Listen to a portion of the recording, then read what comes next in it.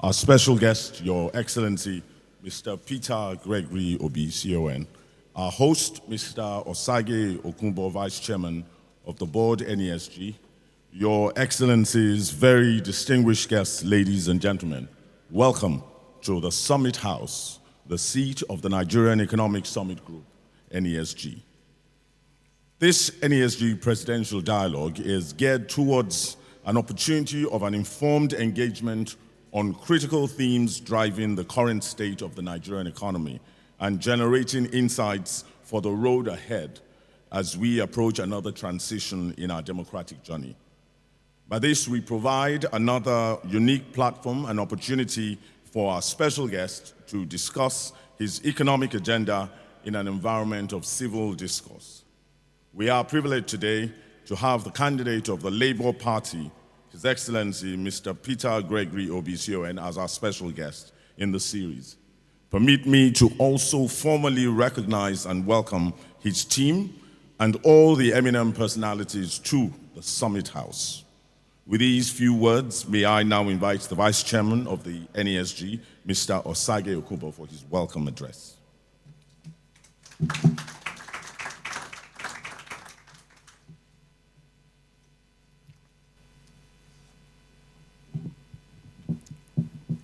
Good morning, Your Excellency.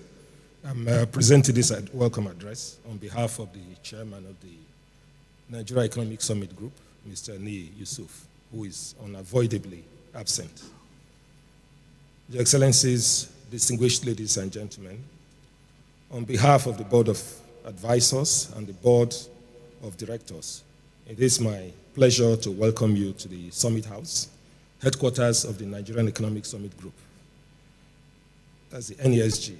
The NESG was founded in 1996 to give effect to a common and shared national agenda between the government and the private sector to reform the Nigerian economy into one that is open, competitive, sustainable, and inclusive. This agenda is anchored around a permanent public-private sector dialogue mechanism called the annual Nigerian Economic Summit, which is in the 29th year of convening in this 2023. At the first summit in 1993, national stakeholders from across the government, business, civil society, academia, and the development sector agreed on the 6 principles for promoting the reform of the Nigerian economy. And they are: 1, a commitment to open and free enterprise and market economy. 2, a private sector-led investment to drive economic growth. 3, creating an enabling business environment. 4, governance in the national interest. 5, the rule of law and rule-based markets. And 6, democratic accountability and principles as a foundation for the modern Nigerian economy. At the NESG, we pay to serve and always in the national interest. It is therefore premised on these underlying principles of economic reform as a foundation for democracy that I'm delighted to welcome you to this presidential dialogue on the economy. We acknowledge the immense sacrifice His Excellency, the campaign team, and the council have made in creating time for today's event, and the NESG does not take it for granted. Thank you, Your Excellency, for the pleasure of your attention and the privilege of your audience. It is now some 19 days before the presidential election. We are now in critical times. The event before, during, and after the upcoming elections have the potential to shape the trajectory of our fortune as a nation. The 2023 election is a crucial determinant of the future prosperity of our dear country, given the critical state of our economy. We have therefore witnessed a heightened sense of consciousness and alertness from citizens who are ever willing to engage in, interrogate, and participate in the electoral process at a scale not seen in the history of our democracy. The reforms to the Electoral Act has further strengthened our collective resolve. The challenge before us all, as political parties, nation builders, or concerned citizens, is to ensure that the key issues capable of shaping our economic trajectory are situated at the center stage in the political campaigns, dialogue sessions, and all other forms of engagements leading to the general elections to inform candidates as well as citizens adequately. As the 2023 elections draws closer, it is essential to provide an opportunity to engage with the presidential candidates on the state of the economy and discuss their strategies for tackling core issues plaguing the Nigerian economy. In the light of this, the NESG is in continuance of our tradition of providing a platform for sharing insights and perspectives on the Nigerian economy, has organized this presidential dialogue on the economy to accentuate further discussions on the roadmap towards an inclusive and prosperous Nigeria. Before we proceed to the items of the agenda, I would like to outline that the presidential dialogue would focus on economic issues of macroeconomic, exploring macroeconomic instability, GDP and inclusive growth, productivity, inflation, unemployment, and foreign exchange, and fiscal management, delving into revenue, debt, and oil and gas reforms. Because today's entire dialogic engagement is focused on these matters, I would only like to note the following very briefly. Firstly, the macroeconomic stability has over the years undermined, the macroeconomic instability has over the years undermined our economy's efficiency and impoverished our citizens' livelihoods, especially our most vulnerable groups. Our economy has experienced 2 recessions in the past decade. Even though our average growth over the period is still positive, there needs to be a more significant improvement in the socio-economic conditions of our people. Rising inflation rates have also eroded the purchasing power of our people. As a result, unemployment and inequalities have risen to unacceptable levels. Secondly, in terms of GDP and inclusive growth, the economy's cumulative average growth rate is extremely low for a developing country or frontier market like Nigeria. The economic capacity to create jobs, reduce poverty, and enhance social inclusion continues to be limited due to the growth process remaining narrow-based. Also, we are experiencing a weak economic competitiveness as the structure of our economy needs to deliver the scale and magnitude of economic outcomes we all desire. Thirdly, Nigeria is struggling at the cliff of a debt crisis.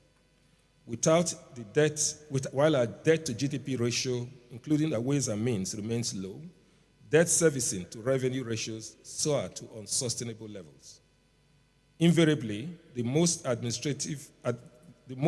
administration will grapple with a tight fiscal space if this trend persists. The evidence suggests that while revenue is a problem, other factors are also important.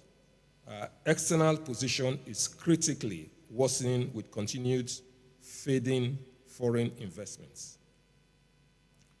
The details of the NESG assessment of the historical drivers that got us here and the way forward are captured in our report, Understanding the Nigerian Economy, which we have prepared as a briefing document for those aspiring for the highest offices in our land.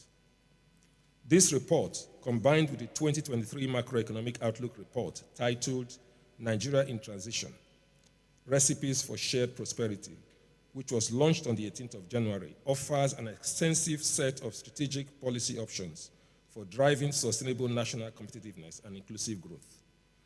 We highly recommend both for your serious consideration, Your Excellency, and are open to, afterwards, continue to engage on the matters you might want to explore further.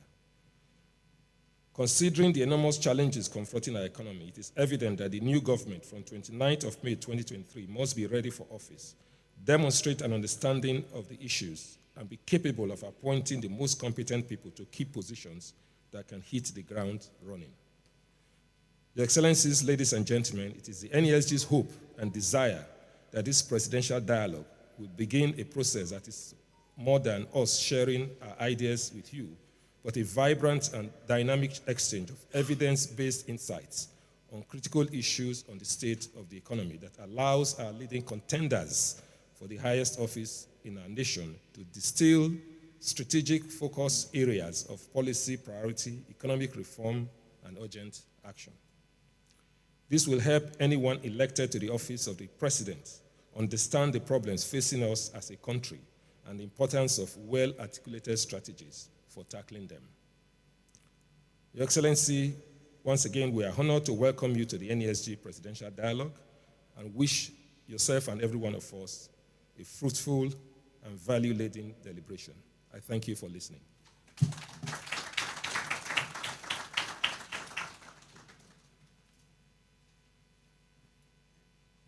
Thank you very much. At this time, the Director of Research and Chief Economist of the Nigerian Economic Summit Group, Dr. Olusegun Omishaki, will come up with his presentation on the state of the economy.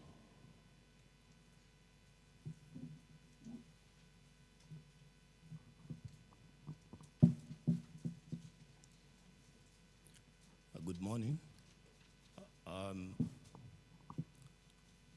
So I will, in the next few minutes, present to us the state of the Nigerian economy.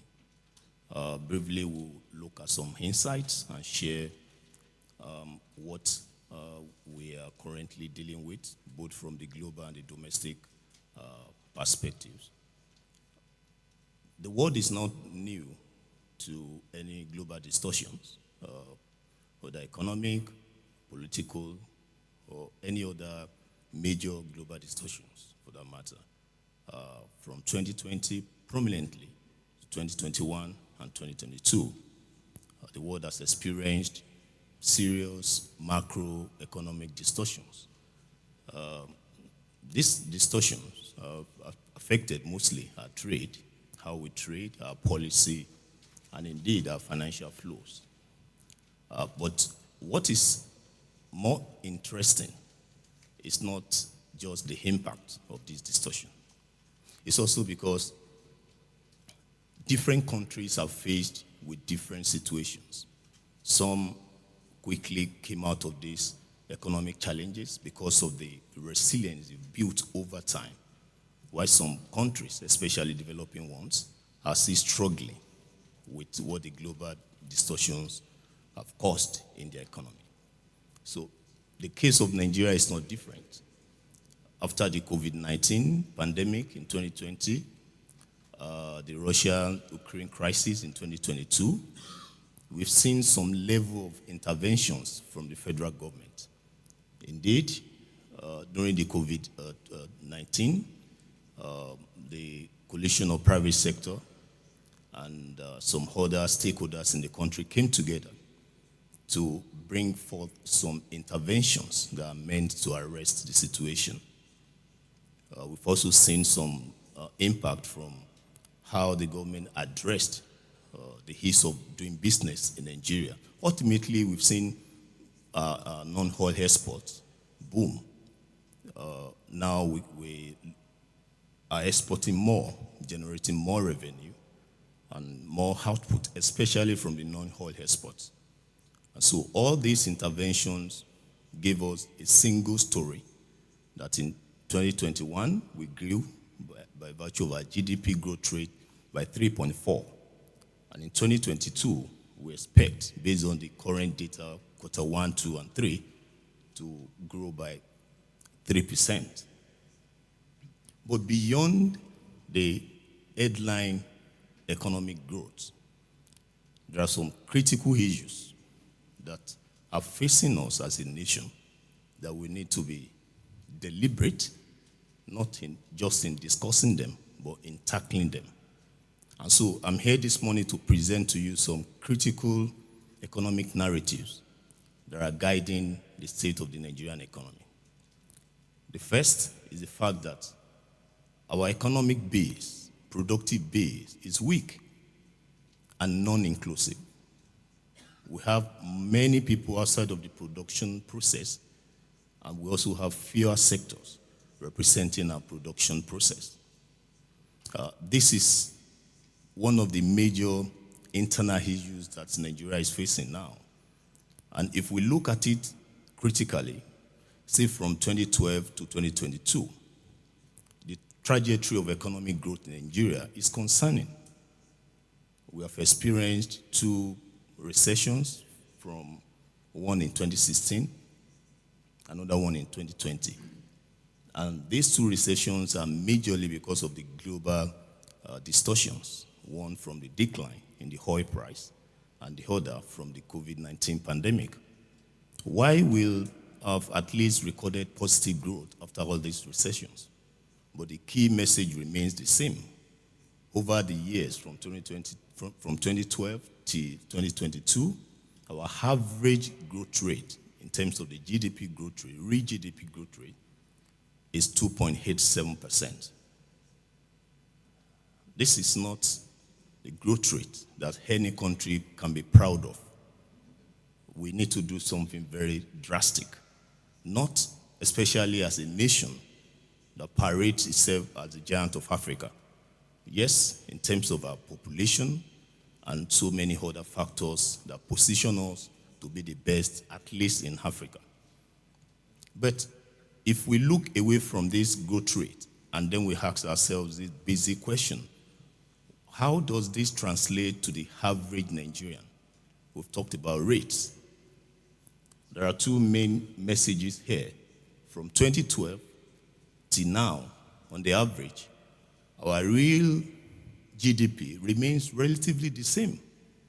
The size of the economy remains relatively the same with what we have in 2012. Even though in the nominal term we're increasing, again, probably because of the role of inflation and other costs in the system.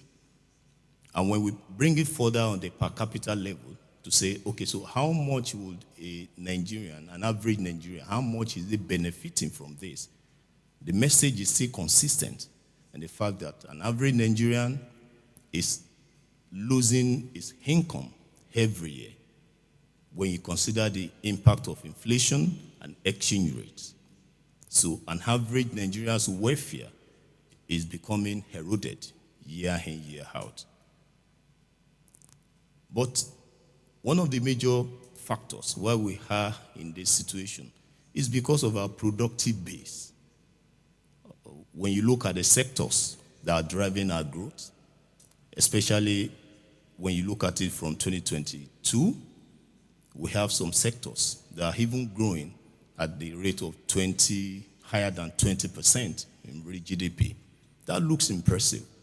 But when we ask ourselves, what portion, what percentage of this growth of these sectors are being recorded in the aggregate economic GDP, then the story will change. I mean, for instance, we have sectors like mining, the sector grew by 25.8, but only contributes 0.2 to the national GDP.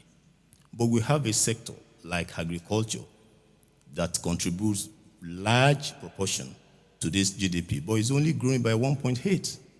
And this is a sector that we relied on for long, especially when we talk about the non-oil export, non-oil revenue, and so forth. The third message we could see from here is the oil and gas sector. This sector is not just growing, it's not just declining now. The sector has been in this state for some years. No wonder the process, the depth of the economic growth in Nigeria is still being challenged. Amongst these sectors, as we've talked about the oil and gas, there are critical issues in this sector that we think needs urgent attention. Number one, we expect to see a positive correlation between the oil price, global oil price, oil production, and indeed oil revenue, and to some extent, external reserves. But in the case of Nigeria, for some years, we've been seeing the negative correlation. As oil price increases, our oil production declines, and our oil revenue also follow the same direction. There are critical issues that could explain this. The sector is currently producing below capacity. Our production cost is one of the highest among our comparators, the oil exporting countries. We don't have strong investment in the sector, and we still have a lot of talk and policy positions when it comes to fuel subsidy removal or not. So all these factors are challenging the oil and gas sector. Because of the distortions that we've seen with respect to the weak and non-inclusive growth, we have seen how these distortions are permeating the macroeconomic environment. We cannot have a weak growth level where most sectors are not represented, are not functioning, and then we want to have a macro stability.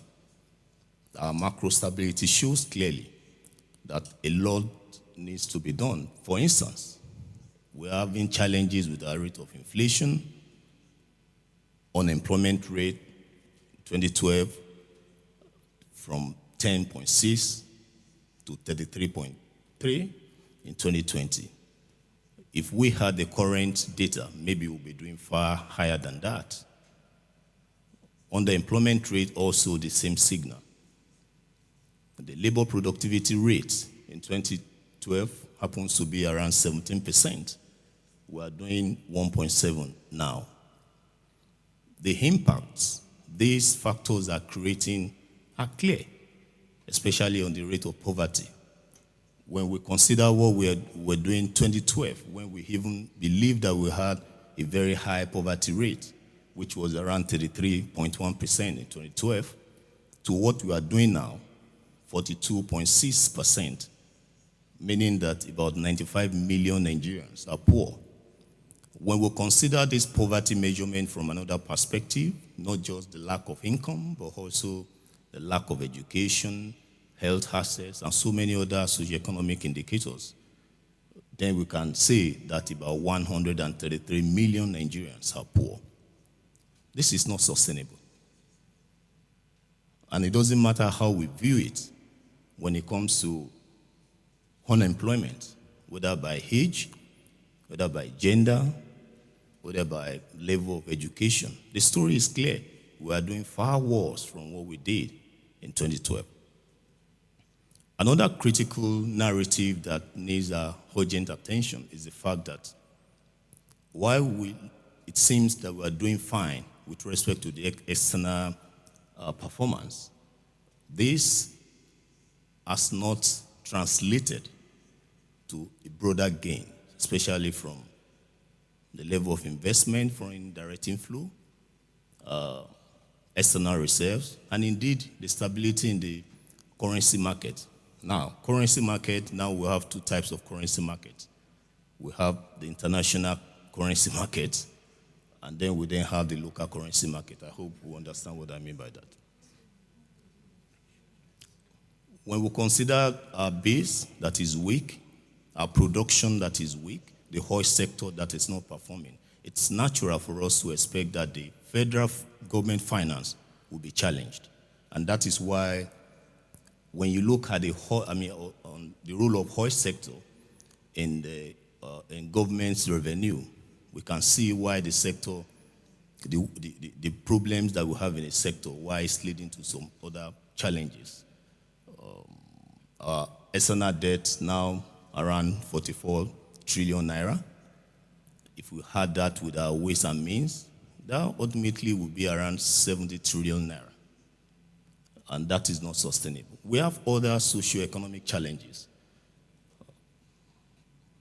Healthcare, lack of access to electricity, out-of-school children, which Nigeria house about 20% of the global numbers, weak competitiveness, and security challenges.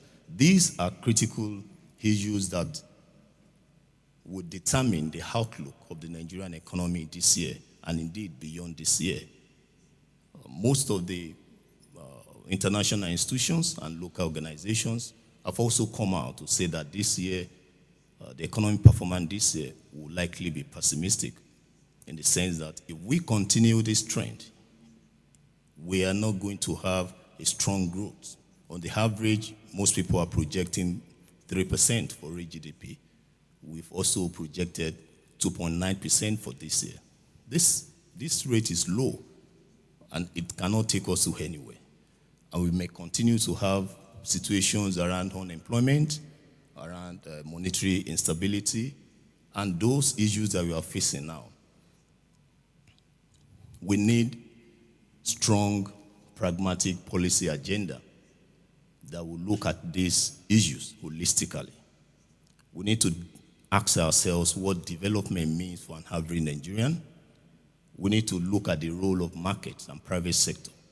We need to play with incentives and costs in the private sector, in the market system in Nigeria. We also need to look critically at reforming the sectors, especially the oil sector. We need to look at the way we plan as a nation. There should be an integrated approach to planning that takes along subnationals in the affairs of the national government. We also need to look at some social reforms that deliberately look at improving the education, the health outcomes in this country. And above all, there is no way we can achieve all this huge goal without addressing our national philosophy, our togetherness, the security, and safety. This is the current state we find ourselves, and we hope that we'll come together as a nation and find a better path concerning our economic performance. Thank you.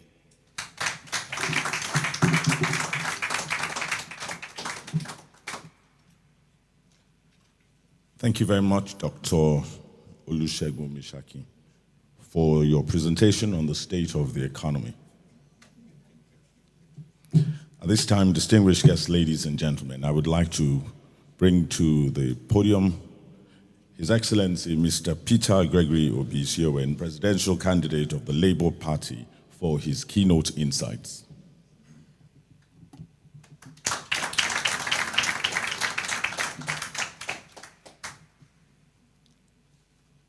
Let me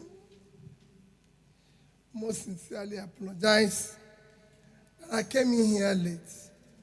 I wasn't actually late. I arrived here before 8 o'clock, but the road to this place was blocked by some security people. So when Frank said he's here, I said, Frank, he can't be here. Don't enter where they will put us into trouble now. Let's find where it is, because I didn't know NESG now blocks the road. So I apologize for coming late. And I'm sure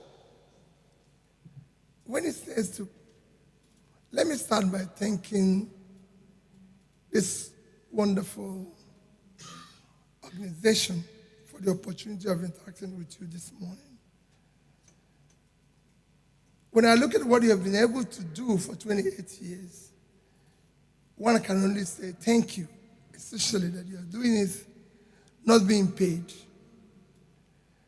It is uncommon.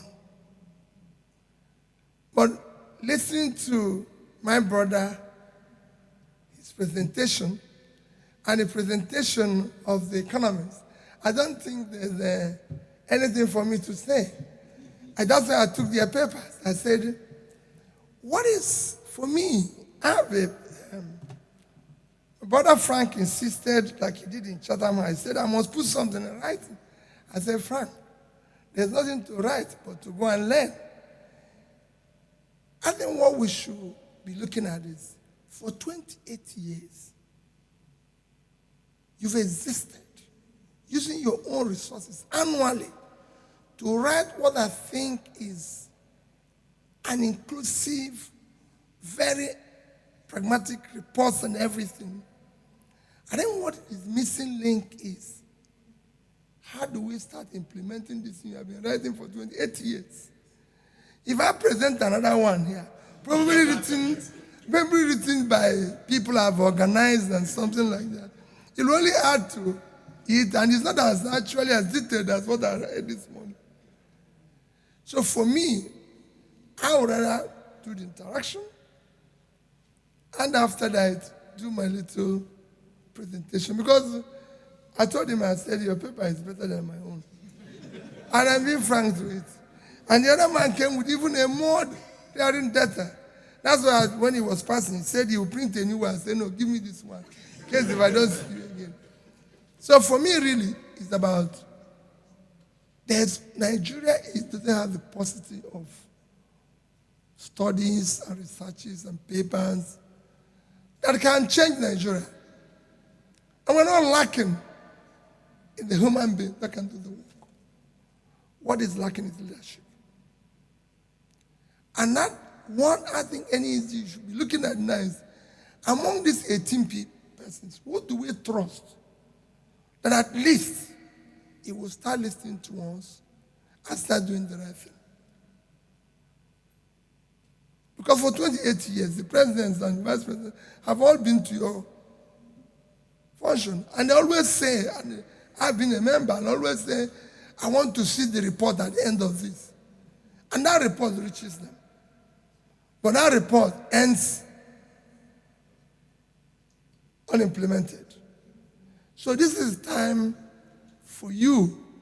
I spoke to some top businessmen yesterday, and I said, the problem is that you have been insanely complacent when it comes to issue of who is the leader. That is the problem. Now you have to take ownership of it. Now you have to be involved. Don't wait to follow again. You should now lead by ensuring the right people are there. People who have an idea of what you're saying. People who understand the difference. This election is an existential election for Nigeria. If we get it wrong, forget it. All of you will be planning how to be refugees, and nobody here can be a refugee. I can tell you, none of you. We have a country today where there's virtually qualified for a failed state. The two ingredients of failed state is when you're no longer in control of your territory. Nobody will ever say is in control of this anywhere in Nigeria. Everywhere I go now, people say, don't go here. Don't visit here. Don't go here. Even the military will shock you. Will tell you, don't come here. It's not safe. Police will tell you, we can't go there with you. We are told not to go there. Police. People don't go there. It is that bad. I've been to places where police say, we can't go with you because we're not authorized to go with you. SSS told me the same thing. Your economy, yes, I've listened to you. None of you is sure what bread will sell tomorrow in Nigeria. I'm happy that flour mills are here. You can't tell you the price of flour tomorrow. Nobody's sure of the price of bread. Even as we're reading these figures, they've gone worse. Some of the figures I saw this morning, like unemployment and everything, it's gone worse. The only thing we've produced in the past 10 years is poverty. You could see it from 55, real monetary poverty, to 95 now. So, really, I'm here to learn. I'm here to assure you that I'm committed to a new Nigeria. Daddy and I, following the hard work we've been doing, believe in it. We're even deeper because we've tried to discuss with other Nigerians to learn what the problems are. And I'm committed that we can change it, that a new Nigeria is possible. And that is why you go through our manifesto where we've been able to institute our 7 agenda, which includes issue of security that is being discussed today. The enemy is no more formidable. The bandits are no more formidable. It is lack of leadership. I can tell you, I travel with Pastor Tommy to Southern Bruno. And he can tell you our experience. Everybody say, don't come. I was already at the airport. And I said to them, we've been denied the Darlington ride. The military don't want us to arrive in their compound. The stadium had been denied and everything. And I said to Pat, I'm going to Sarambro. There must be a place to land there. A copter pilot, if you're ready, let's go to Sarambro. And we landed where the people were so excited to see us and everything and all that. But our security people refused to go with us. It is lack of leadership. I went to see the Sheikh of Borno. And I said, why can't we deal with this issue of Boko Haram? I was shocked what he told me. And what they've been telling the security agencies. And what has not been happening? The man was virtually in tears. So, yes, it is, for me, whatever I tell you here goes to one thing. The difference between failure and success in leadership. And that is what I think we have to concentrate and learn. You already have the ideas. What we need is who is going to drive it. How do we make it work? Anybody who says that what Peter is going to read here, I'll tell you here, will make any difference, it will not make a difference. I've been through, I was through when they were writing my manifestos. I keep telling them, come, I have to be involved in this. It's me who will be writing it. Because it's me they will hold responsible. They say, no, put this one, put this one. Frank will put one figure. I say, Frank, remove this figure because me they will hold responsible. Even yesterday, Pat was somewhere where Dangote said 1 year. I said, no, 3 years. And I said 3 years. It's me. Because if they agree with you for 1 year, next year, Nigerians will say, Peter, you promised 1 year. I said, I promised 3. And Dangote said 1. So we'll write your own. If it works in 1, good. Me, Peter, said 3 years. So what am I trying to say? We need people who can now hold responsible for implementation of these ideas. Not that I'm going to tell you anything new. I assure you, and like I tell everybody, hold Daddy and I responsible. You'll be part of it. You're not going to be outside. This is the first time you will experience that what I think you've been doing for 28 years is meant to work. When last did a president of Nigeria believed in what you say, even invite you to sit down and say, this is the way we're going to do it. That is what is required. That is what is lacking. So my dear people, I thank you. Maybe, like I said, when he was reading, most of the things was in his paper was what I was mine. So I said, I was telling Pat, what am I going to read again? These people have read everything. So let's just do the interactive section, and I can do a closing remark. But I assure you, the difference between all we've been saying for 28 years is leadership. I've done it in a small place called Anambra State. If the leader is the character, is competent, is committed, and compassion, he will deal with it. And where we are in Nigeria, nobody can. And he mentioned something, which I said to Labour Party every day. He said, I'm presidential candidate of Labour Party. I've told Labour Party, this government is not going to be a government of Labour Party. And everybody knows that. If we win an election, you're a party member, you're different. We're going to find the best Nigerians all over and form a government of national unity where, and we must hire people who can look at my face and say, Peter, you're wrong. That is the problem of Nigeria. I've served as the governor. If I didn't have people who told me I was wrong, I wouldn't be here talking to you. Because people outside there are all praises and telling me everything is going right, even when I'm seeing it's bad. And that is where I urge you to join what we're trying to build, this new Nigeria. But I conclude, I know some of you will be disappointed I didn't present anything. Please bear with me. The papers I have here is very okay. It's implementation. And I took it with me. And I assure you people, if If I have opportunity, it will be implemented. Thank you.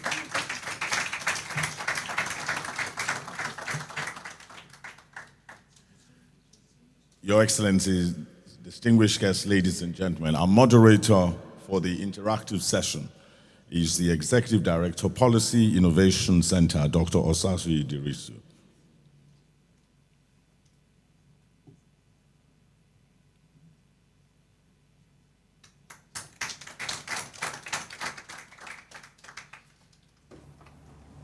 Good morning. Good morning, everyone. I stand on existing protocols, and I want to once again warmly welcome His Excellency, the presidential candidate of the Labour Party, Mr. Peter Obi, to this dialogue session. You're welcome, sir. Thank you. So just before we start, just a reminder that this is a presidential dialogue on the economy. So when we give time for questions and answers, we'd just like us to limit our questions to conversations around the economy. Thank you so much. Your Excellency, as we start this dialogue, I just want your opening thoughts about what your urgent priorities would be when you assume office, if you're elected on the 29th of May. So what are those key things that you would like to run with in the first 100 to 200 days in office? What should citizens expect to see, given the current situation in the country as has been presented by our colleague who is the Director of Research of the NESG? Well, I think, thank you. The first thing, without which there's no other, the other ones will never follow, is the issue of security. We'll aggressively, from day one, start dealing with the issue of insecurity, which have said that the enemies are no more formidable. I've traveled all over Nigeria. I've been to places that people said you can't go, like I mentioned. I've been to Pew in southern Borno. I went to Katangu in southern Gombe, where they say we shouldn't go. I went to Mubi in Adamawa. People ask them, why Mubi? As governor, I buried one day 20 Anambarians who were killed in Mubi. So when I arrived at Adamawa, I said, leave Yola, I want to go to Mubi. And again, they told me the same thing. These places you're going, you're not secure, we didn't have police, we don't have anything, and everything. I said, well, let's go there. People live there. I went to places, so issue of security of life and property is our number one priority, without which there won't be any other thing. Following that is the issue of trying to bring in some intangible assets that I can call low-hanging fruits, ensuring the rule of law, law and order, and a great environment that will start making people to have confidence to start investing in this. And of course, our main mantra to remove country from consumption to production. As you can see in the presentation, you see that everything here revolves around lack of production and not doing the right things, being a productive country. That's basically what we will focus aggressively from day one. Okay, thank you, Your Excellency. So within those first 100 to 200 days, we expect to see traction in the area of security. I can tell you that from day one, activity in Anambra, from day one. Because there's no other thing to do, because the president is not even secure today. They're telling him places to go, and he say, you can see the president now being asked not to come to a state. So what else is he going to do if he cannot even move around? So from day one, even as I speak now, I'm the only candidate who have said I've interviewed the IG of police, I've interviewed all the security heads. The day I went to see the IG of the present IG of police, he told me why he was. I said, listen, I don't want to go into office and start telling people what I saw when I come in. I want to see everything from outside. So if it's not possible, let me stay where I am. So from day one. Okay, thank you, Your Excellency. Our numbers, like have been presented here today, suggest that there's been economic growth, but that growth has not translated to improved socioeconomic conditions. It has not even translated to improved living standards. Living standards at an all-time low in Nigeria as we speak. And then given the rising unemployment and underemployment, with youth disproportionately bearing the burden of this unemployment crisis, what are your thoughts around improving or scaling employment opportunities when you assume office? Well, for me, when you move, like I said, from consumption to production, what I expect that comes with issue of creating jobs. Today, you have most of even from the rest that have been shown here, you have most of your states, most of the subnationals virtually living on sharing whatever they can get from statutory allocation. There's nothing happening. Even the so-called productive sectors like our manufacturing sector, everything, look at the percentage our manufacturing sector contribute to GDP. That's less than 10%. If you check all other countries, that's comparable countries, is about twice that minimum. The agriculture, which is actually contributing more in terms of almost 26%, again, those who are involved in that sector will even tell you they're not doing anything where it should be, considering that near over 50% of our arable lands are cultivated. So there's a lot of improvement, and you see a lot of government measures that is being advertised in TV. They only end up in TV. Most of them are actually not scaled down to where they will be. You only hear those good figures on TV. So we're going to do it differently. We're going to ensure that all those programs and everything are actually executed in a manner where they support the industries. But you can't do all this without dealing with the issue of power. And I've said that if you do the right support to power generation, transmission, and distribution, considering that it's been shown that power alone, if you get it right, can add up to 2% to your GDP. We are looking at figure 3. So if we have a sector that can add another 2, I'll do everything possible. We'll do everything possible to ensure that that sector is up and running. And then consider that manufacturing is where you're going to create jobs. If you look at our manifesto, we say we're going to have an agrarian revolution that will support the industries and lead to exports. In doing all this, you'll be able to create jobs and be able to start pulling people out of poverty. Thank you. What specific sectors would you be focusing on? Because the scale of the problem is huge. So what sort of sectors will you be focusing on to? Agriculture.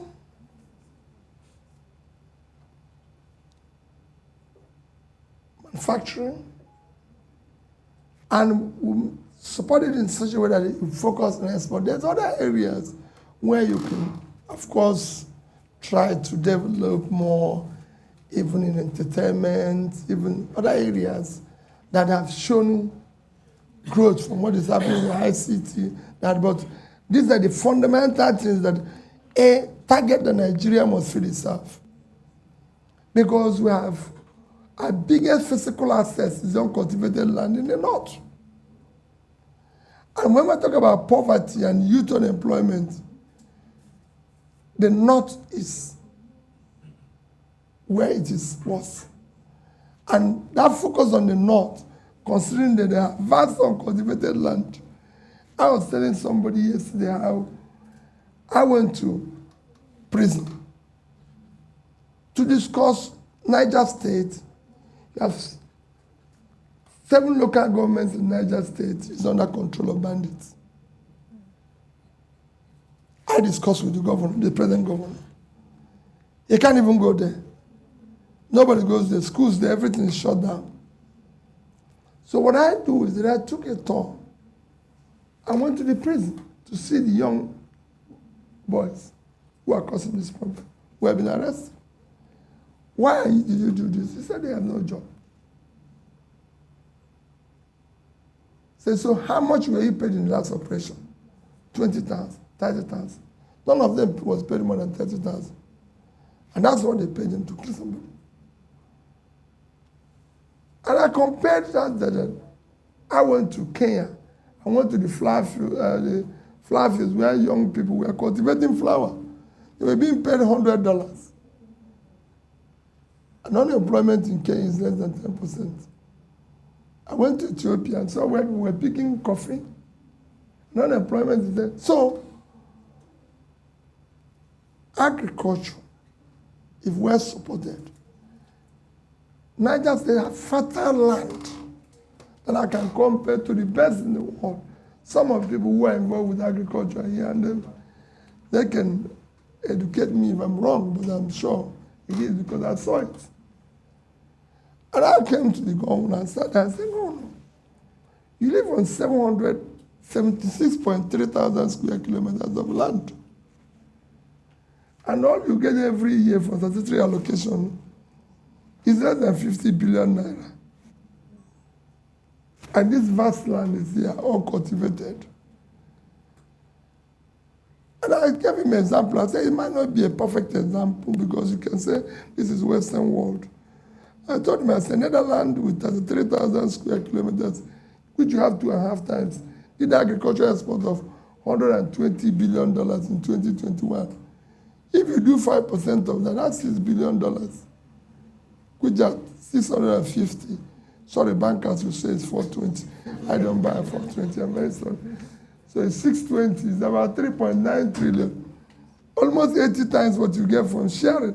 So there's a lot we can do with the vast uncultivated land in the north. For me, that is where we should key in. When I met Shehu of Borno, it was something I told him. You can't have this vast land, everything. Yes, the complaint issue of dams and everything. I said, but we have flooding somewhere. Why can't we start? We get the experts to tell us how to divert this water instead of causing us problem when we need it somewhere to do somewhere. There must be a way. These things are done today. So we can create dams and everything and all that. So this is my focus. Thank you. Now, we see right now that our borrowing projections exceed revenue expectations. So we're borrowing even more than the revenue coming in. And the quality of the borrowing, we're borrowing to service debt. We have an impending debt crisis. We're also borrowing, to pay even PMS subsidy. So what are your thoughts around alternative funding models for the country as we look at the outlook for 2023? What sort of alternative funding models will you be thinking about? Because the borrowing is not sustainable. Well, first is to discuss borrowing. There's nothing wrong in borrowing. Absolutely. It is what you use what you borrowed for to do. Borrowing is no country of the world that I know that is not borrowing money. None of them that I know that do not have debt. All of them. Even Norway with the 1.4 trillion sovereign wealth, it's still borrowing. Everybody borrows. Every country we've used as an example, even people those who are sophisticated, some professors. With my little experience as a trader, I know that the biggest country, which is America, today have almost 90% debt to GDP. Second one, China, over 60 to GDP. Japan is 230. Even Singapore, people cite every day, is 130% debt to GDP. The problem we have as a country is that the money we borrowed was just simply disappeared. Some swallowed by snakes, some swallowed by this. So nobody knows where the money went. So borrowing is not a problem. We will borrow more. I can assure you. We will restructure. Yesterday, I had a bank, a very top bank that I highly respect. He said to me, Peter, I'm worried about this. You know, they said it's 70. If you add 40 something to 23, what that means? But you didn't add the borrowing of this year's budget, which is about 7 trillion. So it's about 77 now by the time we conclude this year. So he said, how are you going to deal with it? I said, well, listen, countries have been worse than that. And I can show you using an example of 2 countries that have borrowed in the past few years.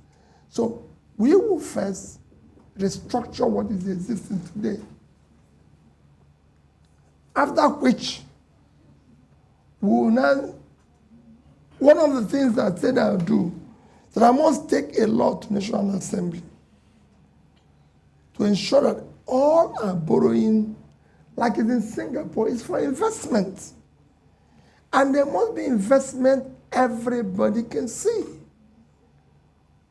On Thursday, I was in Bauchi, and I said to people, let's go and visit the tomb of Tafawa Balewa. My vice presidential candidate asked me, Peter, why? And I said to them, for what this man did, our first loan as a country was borrowed in 1964 by Tafawa Balewa. June 17th, he wrote the World Bank to borrow $82 million to build 760 megawatts of electricity generation in Kaiju Dam. 59 years after, Kaiju Dam is still standing, even contributing in its own small way. But today, our debt is 77 trillion. If you use their official rate, because they use the official rate to calculate, let me not use my rate now, it's $187 billion. $82 million in 64 is about 1.2, 1.4 now. So if I use 1,250,000,000, that money is about 150 Kainji dams. Where is it? That is the problem of our borrowing. Lagos about the express road, the last time I checked, to complete it is just about 250 billion naira. East-West Road, which is where we get the oil from, everything, the most important road there in Niger Delta, was about 300 and something billion. Kaduna, Abuja, Kaduna, Kano. These 3 roads is just about 1 trillion. And they tell you that the money they borrowed is for capital projects. Which capital project is more important than this 3? At least we can see it. We can feel it. You say, oh, this is... We've borrowed almost over 50 trillion in the past 5 years. Wow. That was all probably 70% swallowed by snake. Mm-hmm. All right. So these are the things we need to start looking at. How do we say we're going to borrow? There's nothing wrong in borrowing. But it has to be for investment. For investment that is visible, transparent, verifiable by the citizens. All right, Your Excellency, let me throw it. And then because the other things you mentioned there is the issue of we're borrowing to pay subsidy. And you know that subsidy is organized crime. I've said it, day one, it must go. Because I've challenged it everywhere. I've said it time that number. We are 215 million thereabout. Pakistan is about the same population. They have more roads than Nigeria. I don't know whether they have more cars because I haven't checked. But their road network is more than Nigeria. And they consume less than 50% of what we consume daily. So we must find those who are drinking the fuel, the fuel, and give them water because it's better to drink water than to drink the thing. And then use the resource. So that will go from day one. All right, Your Excellency. And we support, so no more any form of subsidy. If we're going to do it, it's something that the people will see the convincing economic reason. Maybe in certain areas to spur growth, we can do that, but not in consumption. Thank you, Your Excellency. Let me throw it open for questions. Please, if you have a question. Yes, please. Good morning. Good morning, Your Excellency. My name is Lanre Akimbo. I'm a non-executive director with the Nigerian Economic Summit Group. I have a quick comment and a question. The leadership framework that you described, competence, capacity, compassion, I would like to add another C, which is courage, because it requires courage to push through the necessary reforms to move Nigeria forward. Now to my question. Given how jarring the data we've seen are, I've also read through your manifesto. To me, it's a bit light on quantitative performance indicators. But I also know that in your campaign, you use a lot of data points to buttress your point. What would be the top 5 quantitative performance indicators by which Nigerians, if you are given the opportunity to lead this country, should judge your administration? Thank you.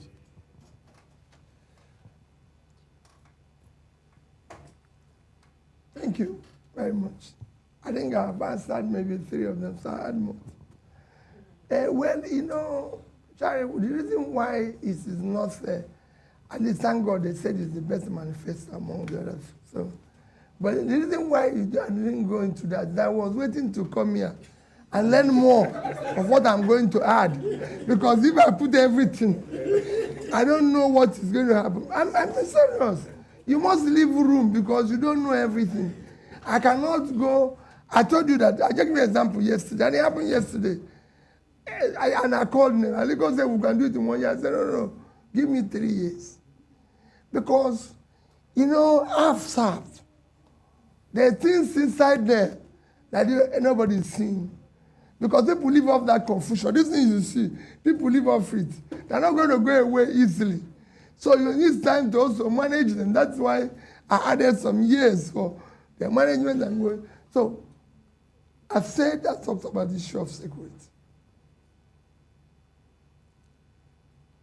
I've talked about the issue of uniting the country. I've talked about the issue of this. And I can go on. Those things you see there are light. I would like you to help me to add the things I need to add that will make it work. Because that's why you're here. I'm being honest with you.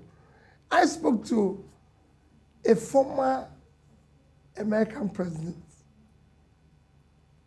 We had a very lovely meeting. He said to me, Peter,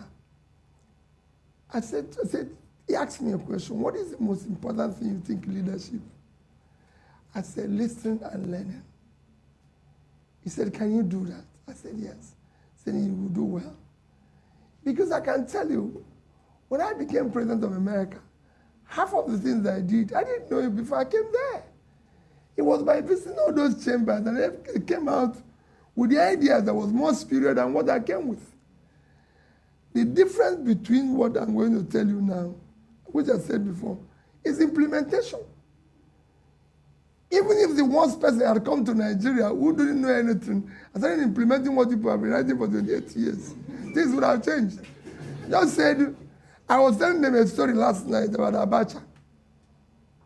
How we were almost supposedly be arrested for not paying duty. The port was congested. Everything was. Under Abacha, you clear goods so faster than you can do today. And we did everything. So we're supposed to be under arrest because they said we didn't pay duty. We didn't do anything. So we went to Abuja to see Abacha. We were 100. They said they're going to lock us up. Only 30 agreed to see him.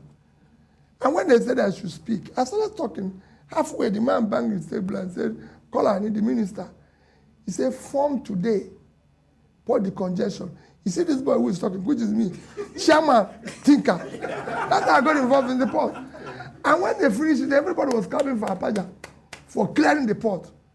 But All he did, he took decision by listening to us. That's all. If all these things that have listened to you, we won't be here talking.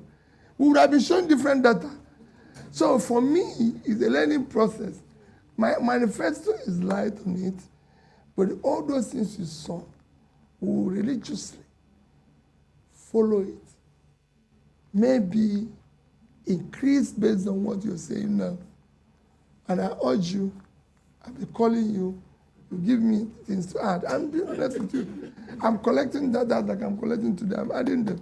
Because I must run with them where people will say, this man is serious. Thank you, Your Excellency. Thank you very much. My name is Emmanuel Gregory. Agriculture is my new life. So, Your Excellency, we know that you'll be president of Nigeria at the federal level. The federal government really does not own any agricultural land. They all belong to the state governments. The plan that you have to now develop agriculture and make it a more productive sector of the economy, how will you, as president of Nigeria, be able to get this done? What is the plan? Because when that time comes, you have a situation where you might have governors who are anti-federal government.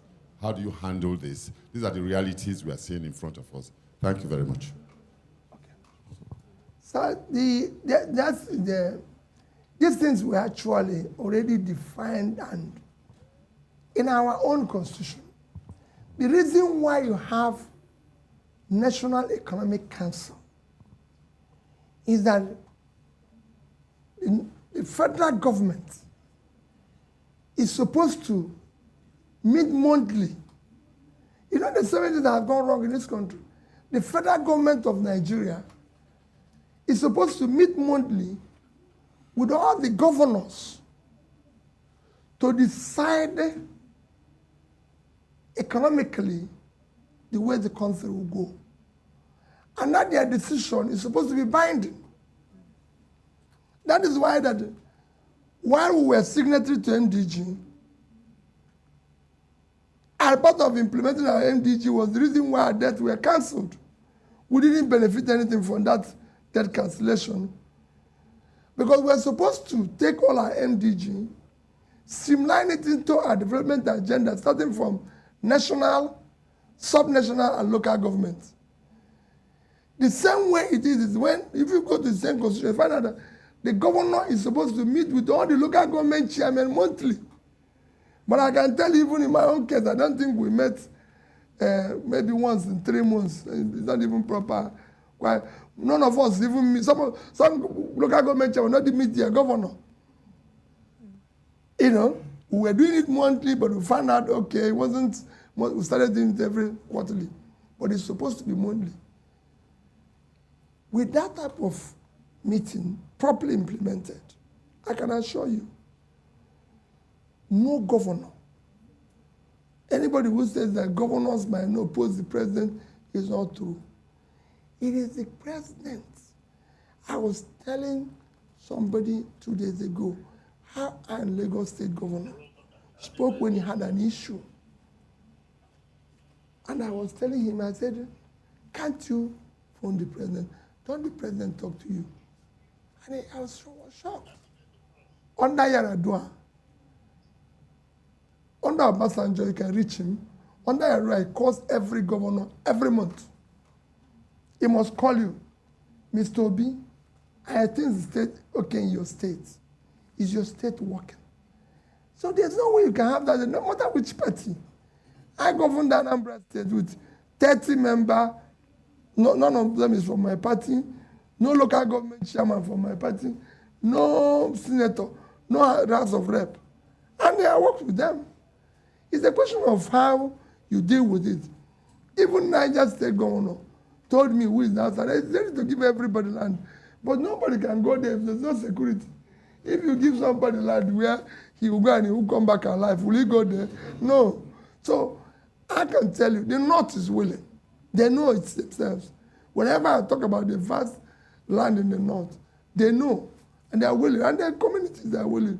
Because you're not taking their land. You are saying For example, we're doing ad growers. Am I right? Yes. The thing is that when you go, you don't see that thing they announce in TV.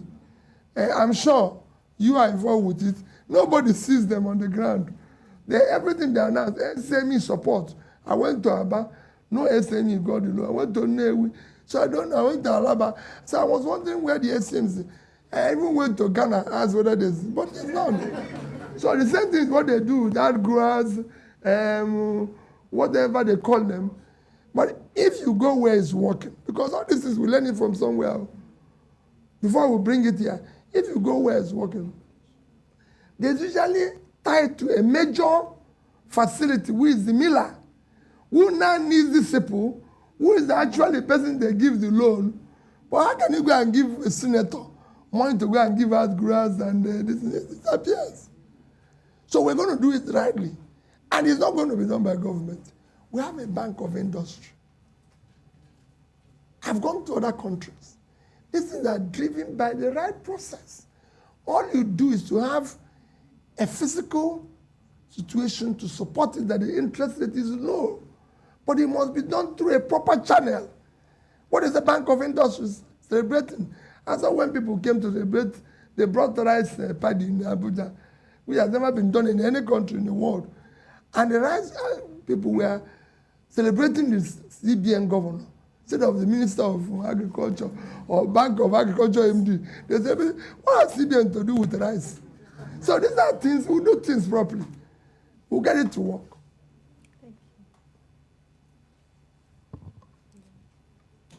Good morning, Your Excellency. My name is Adenike Adeyemi, and I'm the lead facilitator for the NESG's MSME Community of Practice.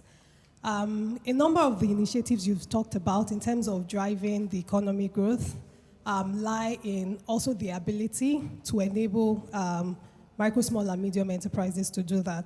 We just finished a 3-day retreat at the NESG, and one of the things we talked about was the right regulatory and policy environment. And a major issue, which you've also indicated in your manifesto, is streamlining and harmonizing taxes. And part of that issue is not just at the federal level, as you know, but also at the state level. So to date, an MSME has at least 40 taxes, a lot of them levies, and in some states and local government up to about 77. This is nothing new. Past administrations have talked about streamlining and harmonizing taxes across board. What are you going to do differently? Thank you.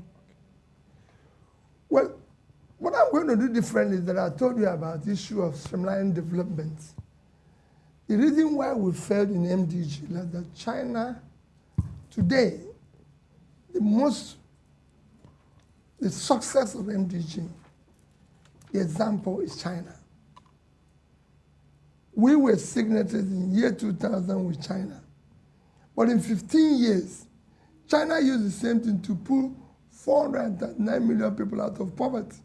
But you saw our own, the poverty increased.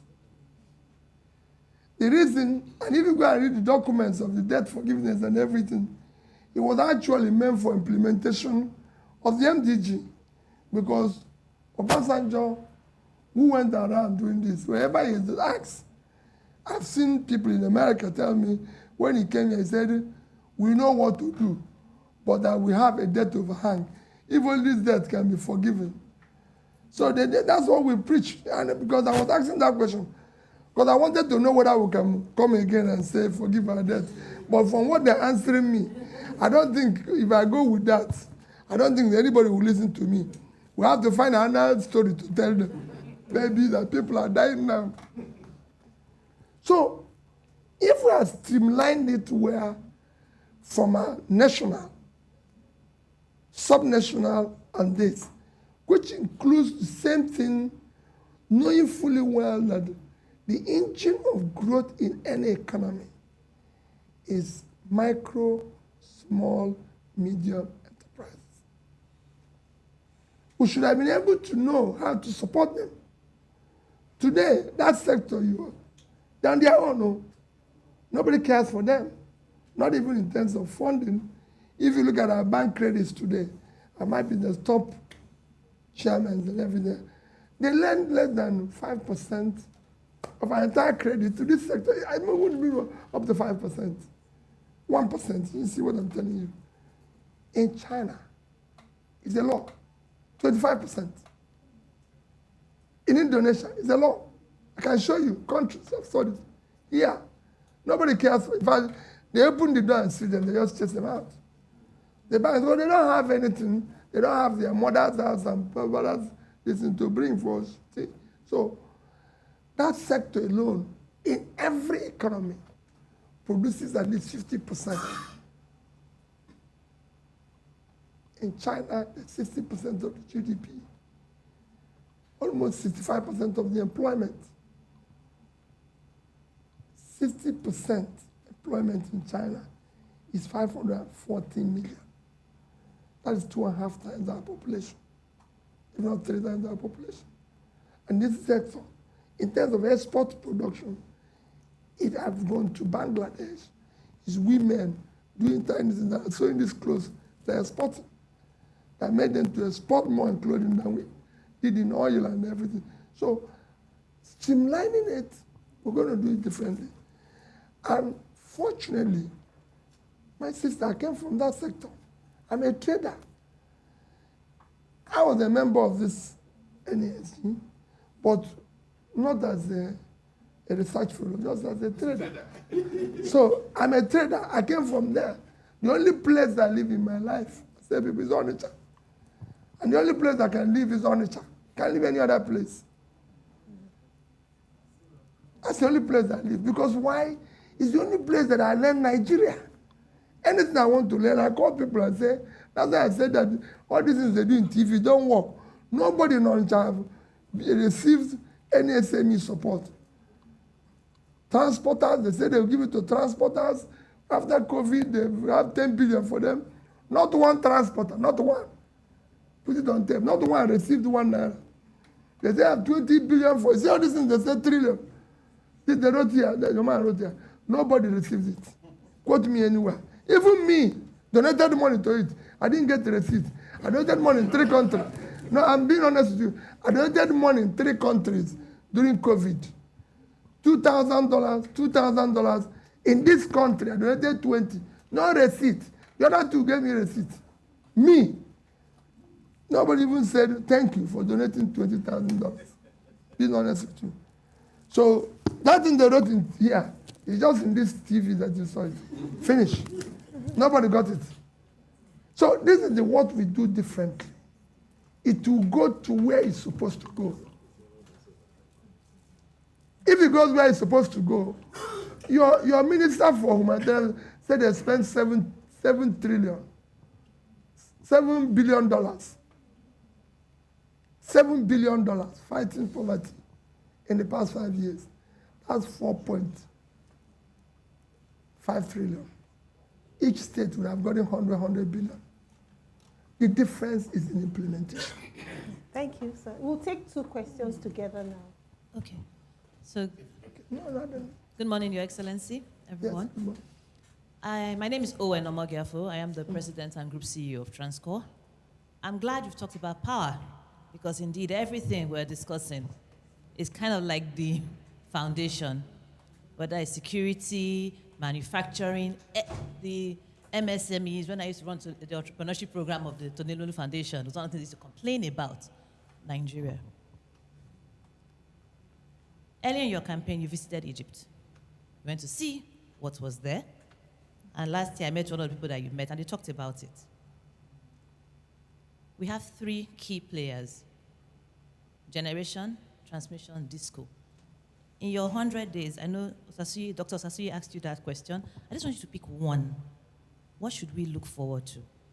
My company is a key investor in that player. And we also are accountable to the shareholders. My AGM is coming up in March. And it will be I want to hear from you more on that sector. So that's 1. Number 2, oil and we've talked about Nigeria's debt. I like what you said about we're taking the funds, we'll clearly invest it. Let's see, because truly there's nothing criminal about borrowing. OPM, other people's money. You borrow, you invest, but then let's see what is coming. Last year, Nigeria's oil production dropped. I'm happy to see my big brother up there. We missed an opportunity. What are we doing? Oil theft. What's going to happen? Now, for me in the power sector, I'm particularly interested, right? Because I need gas to power my turbines. Last week I was in Afam to commission another turbine that is meant to bring 138 megawatts of power to this country that can power up to 100,000 homes. But guess what? I can only produce about 70 megawatts, 60 megawatts because I do not have gas. So how is this being sorted? Then last question, which maybe more like a comment. Let's not take it as a question. It's about, I like this talk about Nigerian economy. I like what your question, Adenike. Policies that would encourage more inclusion of more women, not in politics, but in promoting and increasing the Nigerian economy. Thank you. Thank you. So just take one. No, so it's power, Oil and gas. and women. Your Excellency, my name is Emmanuel Ikazubo. Your Excellency, you know, a major problem we have, one of the problems we have in Nigeria today is that all the foreign investors have taken their money out. No one wants to bring in money because everyone is waiting. First of all, February 25th, the result might make some of them take a final decision whether they really want to be in this country or not. But beside that, the exchange rate, exchange difference, what do you think your government will do? Because we have this black market and the official market.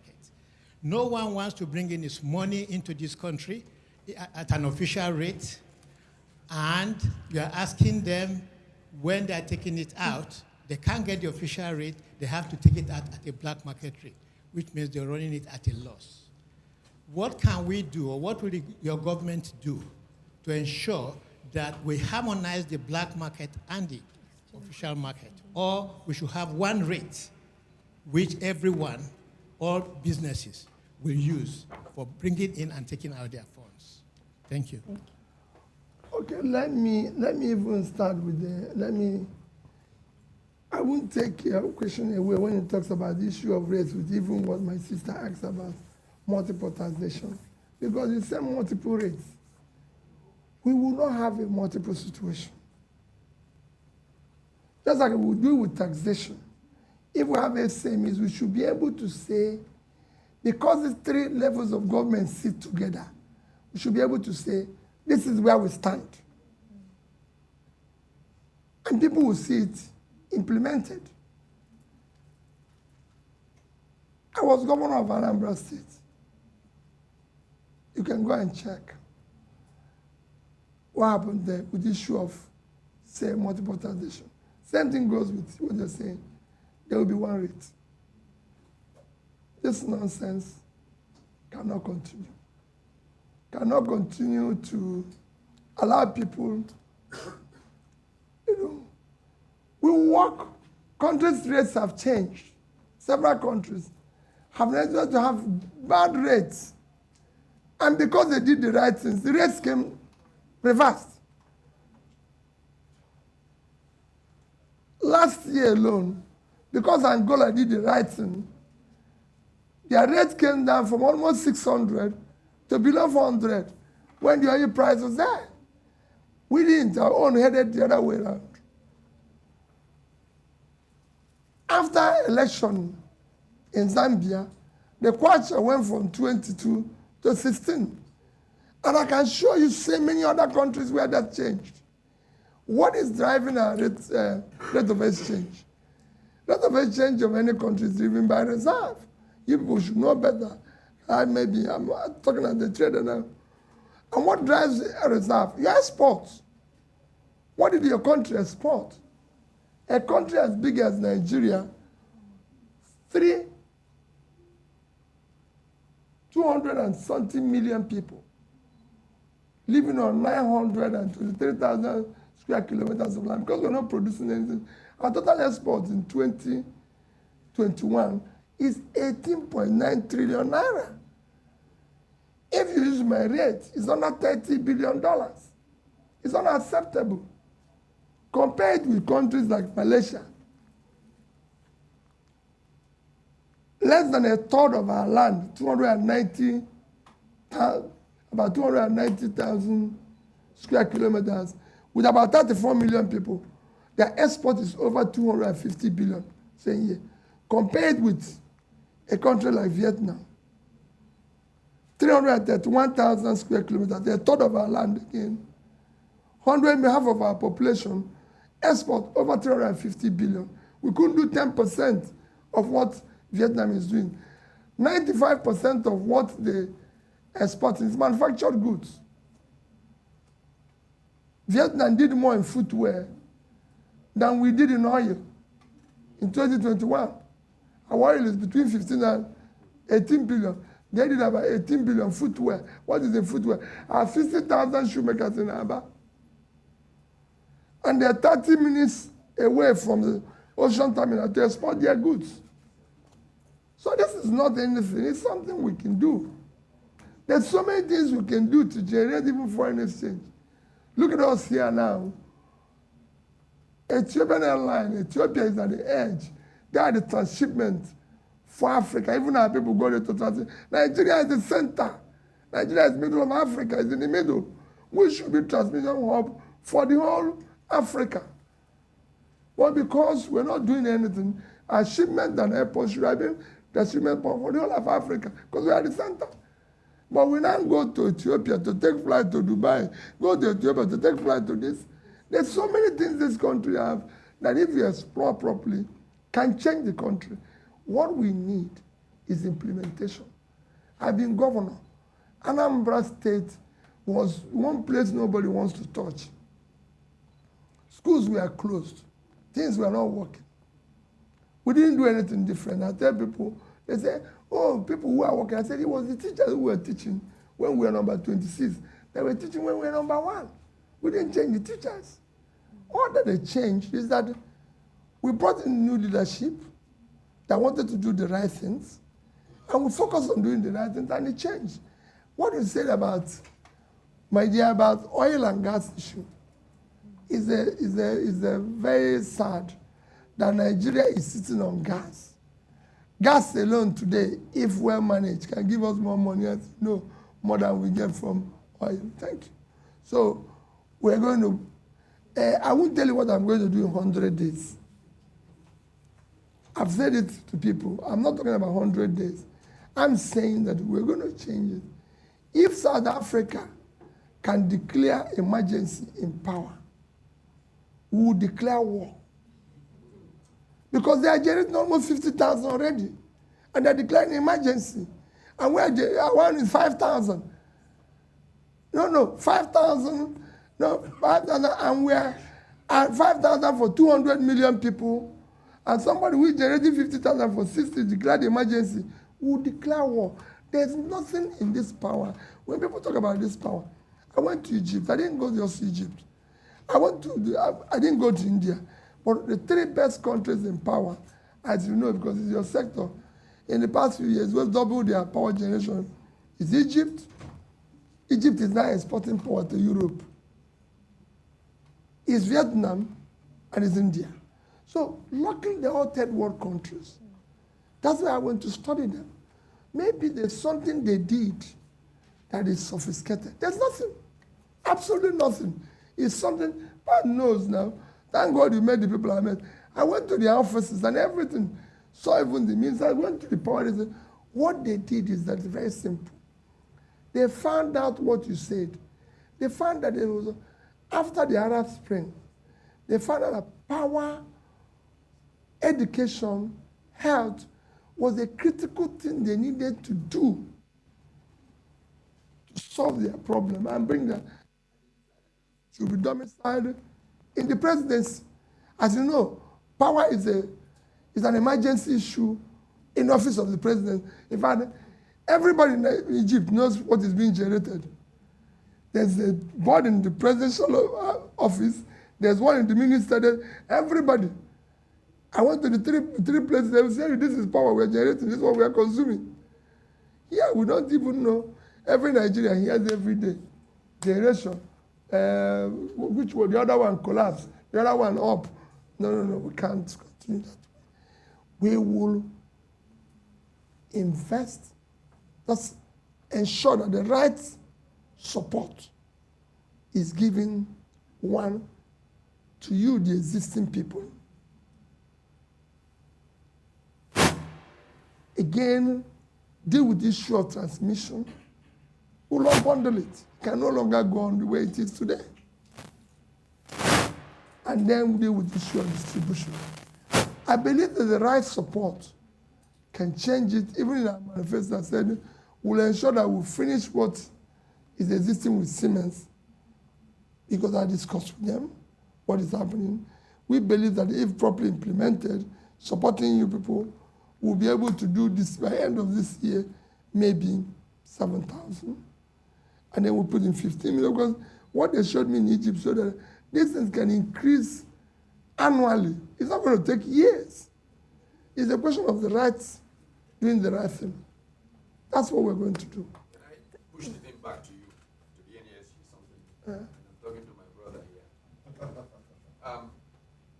Back 30-something years or so ago, Shell had led a process that was concluded of pipe gas all the way to the industrial hearts of our country.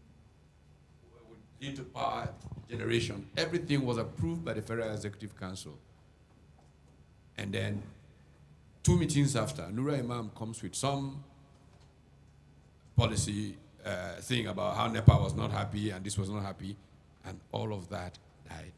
Can we return to smart thinking like that again? Thank you. Thank you. Thank you. No. Oh, sorry. Yeah. So thank you so much. Because of time, we'd like you to take your closing remarks as we round up this dialogue session. Thank you so much, everyone, for your contributions. My closing remark remains that what you are seeing in Nigeria, the failure of Nigeria as a nation today, is cumulative effect of leadership failure over the years. All we're going through rests on the quality of leadership the country has had over the years. And that the difference between where we want to be and what we're getting is leadership. If we have the right leadership that is ready to implement the ideas that have been well documented through the NESG and other bodies in Nigeria, Nigeria will be a different thing. An assurance I'm giving you is that this month's election, please, it should not be by ethnicity or tribe. We voted that in the past. No tribe today buys bread cheaper. Everybody's hungry. This poverty we saw across the board. It should not be by religion. No religion buys bread cheaper. This poverty we are seeing is across the board. It should not even be by anybody's tongue. We've awarded people on their tongue. It is you now to take back the country and let it be different. All I'm offering you is that and that comes with a new Nigeria, a new thinker, a transformative and committed governance that will be all-inclusive, that will make Nigeria work, that will make every Nigerian feel, I'm a Nigerian, no longer East, West, and everything. And it will be the end of the old generation. we must now start to build Nigeria. The people here can change Nigeria. And I think that is what we should do. God bless all of you. Thank you, Your Excellency.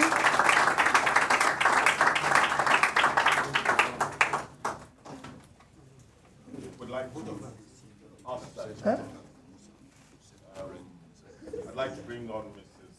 Wonwola Adetai, a member of the board NESG, for a vote of thanks. Thank you. Can we please? Thank you.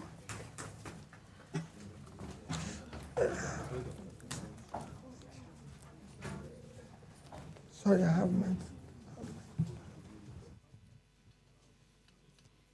Your Excellency, Mr. Peter Obi, other elder statesmen here present, distinguished ladies and gentlemen, on behalf of the chairman and the board of the Nigerian Economic Summit Group, we wish to thank you most sincerely for making out time to attend what I call this all-important NESG event. For us, it's another evidence of our joint commitment to see Nigeria's economy thrive in the best interest of the well-being of every Nigerian. It is on this note that the NESG wishes to assure Your Excellency, in the event that you secure the ticket in the coming election, we are willing, able, and ready to partner with you, again, in the best interest of Nigeria. There's no doubt that we need to get the Nigerian economy out of the woods and put Nigeria back on the path that sets her in her rightful place in the Committee of Nations. We therefore wish you the very best in the coming elections and thank every one of you for your presence here this morning. May God bless the Federal Republic of Nigeria. God bless you all. Thank you. Before we take the group photograph with our special guest, can we please rise for the national anthem? And the photographs will happen just outside in the foyer.